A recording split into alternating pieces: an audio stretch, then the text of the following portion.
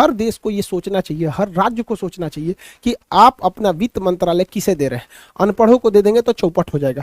भारत से भी कई राज्य हैं जिनसे अच्छा संकेत नहीं है। समझिए ध्यान से, किसी भी स्टेट का या देश का जीडीपी जो होता है वो ये दिखाता है कि इस साल वहां पर कितने प्रोडक्शन होंगे एक साल में, और उस जीडीपी के बाद डेब्ट टू जीडीपी रेशियो निकाला जाता है कि जितना प्रोडक्शन एक साल होगा उसका कितना परसेंट लोन चुकाने में जाएगा। तो लोन लेना गलत बात नहीं है, बट एक लिमिट में लेना चाहिए। यहाँ पर कहा जाता है कि जीडीपी का 20% अगर आप लोन लिए हैं तो ये एक नॉर्मल चीज है, यहाँ तक ठीक है, लेकिन इससे ज्यादा जाता है तो खतरनाक माना जाता है, और 60% क्रॉस किया तो एकदम ये डेंजर हो जाता है। 60% से ज्यादा डेब्ट टू जीडीपी रेशियो नहीं होना चाहिए। अब होगा कैसे भाई, साल भर में हम जितना कमा रहे हैं उसका 60% उसी में ब्याजें चुकाने में, लोन में कर दें, बचेगा क्या हमारे पास। अब ये स्थिति पे भारत के कई राज्य आ चुके हैं, जिसमें सबसे टॉप पर है पंजाब। खतरे का संकेत है यहाँ पर 53% यहाँ डेब्ट टू जीडीपी रेशियो। देखिए 20 होना चाहिए, 53 है यानी 60 के पास है, तो वहां पे काफी ज्यादा पॉलिटिक्स खराब था यहाँ पर। तो अभी तो वहां इलेक्शन हुए हैं, एक आध महीने सरकार आई है भगवत मान की यहाँ पर। अब एक आध महीने में कौन सरकार क्या कर लेगी किसी को नहीं पता। कम से कम 2-3 साल रुकने के बाद ही कोई बता सकता है कि इस गवर्नमेंट का क्या स्टैंड है। अभी के लिए करेंगे तो बस एक भारतीय मीडिया है और एक नेता है, सब जो सरकार बनते कहेगा सबकी एकदम ये हो जाना चाहिए। तो पंजाब को इस पे स्पेशली ध्यान देना चाहिए क्योंकि अगली दहलीज पे है। दूसरे नंबर पे राजस्थान है, इनका 39% डेब्ट टू रेशियो है।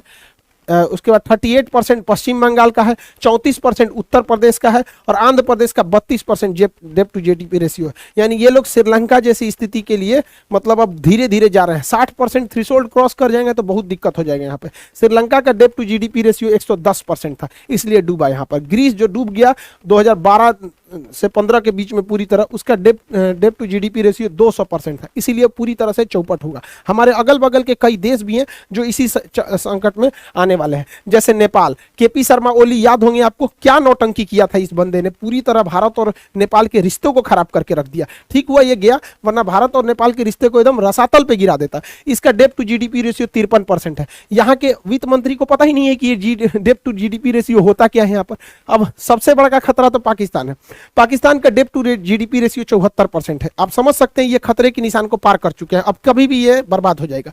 खतरा इसलिए है कि पाकिस्तान एक परमाणु संपन्न देश है, और परमाणु संपन्न देश का स्टेबल रहना जरूरी है, क्योंकि अगर वहां गृह युद्ध होगा और श्रीलंका जैसी स्थिति होगी, यूक्रेन जैसा स्थिति हो गया, सीरिया जैसा स्थिति हो जाएगा, तो किसी के हाथ में परमाणु बम लग जाएगा, उस सोच कहीं चला देगा। अब पता चला आप मोहल्ले के किसी नॉर्मल आदमी को AK-47 निकाल दीजिए तो बरस करेगा इसे 47 लेके ले।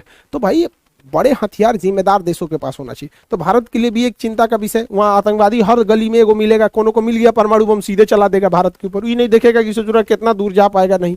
तो देखिए डर उसको होता है जिसके पास खोने के लिए कुछ हो, जैसे भारत है, अमेरिका है, ब्रिटेन है।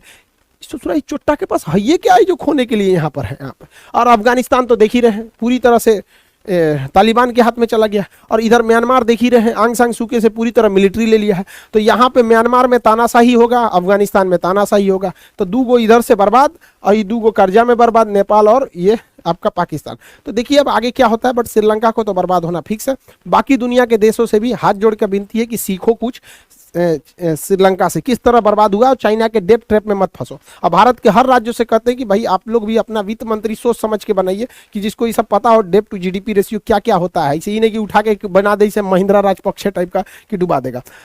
वीडियो अच्छा लगा तो लाइक शेयर कमेंट कीजिए, सब्सक्राइब करके ऑल बेल आइकन दबा दीजिए।